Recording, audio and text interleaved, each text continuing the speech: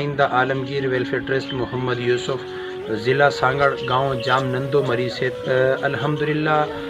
عالمگیر welfare trust اور ساتھ ساتھ بینک الفلاح جن کے تعاون سے پہلے مرحلے میں پکا پکایا کھانا اور اس کے بعد راشن کا سلسلہ الحمدللہ اب تک چل رہا ہے۔ میڈیکل کیمپ کی سہولت سیلاب متاثرین میں فراہم کی گئی، فصلیں تباہ ہو چکی تھی، بھاری طبقہ ان میں